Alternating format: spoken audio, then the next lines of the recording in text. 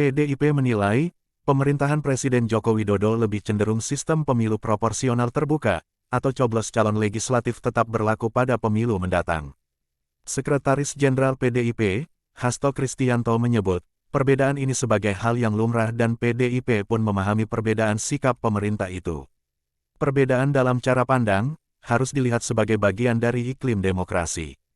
Pemerintah mungkin melihat, demokrasi presidensil memerlukan syarat dukungan 50% plus 1 di parlemen.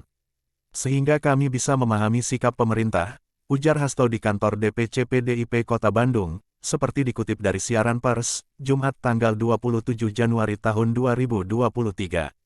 Hasto mengatakan, hal tersebut terlihat dalam sidang uji materi di Mahkamah Konstitusi, MK, di mana perwakilan pemerintah berharap proporsional terbuka tetap berlaku pada pemilu 2024. Dalam bagian petitumnya, Presiden meminta MK menyatakan pasal 168 Undang-Undang Pemilu, yang mengatur sistem proporsional terbuka tidak bertentangan dengan konstitusi. Artinya, Presiden meminta MK untuk menolak permohonan penggugat agar sistem coblos partai kembali diterapkan.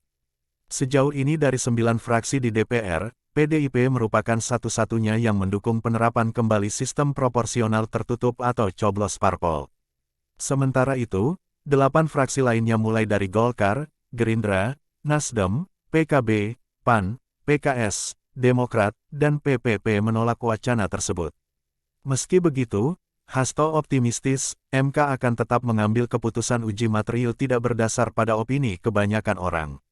Jadi kami hormati seluruh pendapat dari partai, pemerintah dan PDI Perjuangan bukan pihak yang melakukan judicial review, karena kami tidak punya legal standing. Tapi sikap politik kebenaran, kata Hasto. Di tengah kepungan partai parlemen lainnya, Hasto menyebut partainya tetap konsisten, dengan berharap sistem coblos partai kembali diterapkan dalam pemilu. Hasto bahkan menuding, proporsional tertutup melekat unsur nepotisme dan penggunaan kekayaan dalam menggaet pemilih. Dalam proporsional terbuka yang sering terjadi, melekat unsur nepotisme dan melekat unsur mobilisasi kekayaan untuk mendapatkan pencitraan bagi dukungan pemilih, katanya. Sebelumnya, 6 orang yakni, Dimas Brian Wicaksono, Yuwono Pintadi, Fahru Rozi, Ibnu Rahman Jaya, Rianto, dan Nono Marijono mengajukan uji materi Undang-Undang Pemilu terkait sistem proporsional terbuka ke MK. Apabila gugatan uji materi tersebut dikabulkan oleh MK, maka sistem pemilu 2024 mendatang akan berubah menjadi sistem proporsional tertutup. Sistem tersebut memungkinkan para pemilih, hanya disajikan logo parpol pada surat suara, bukan nama kader partai yang mengikuti pileg.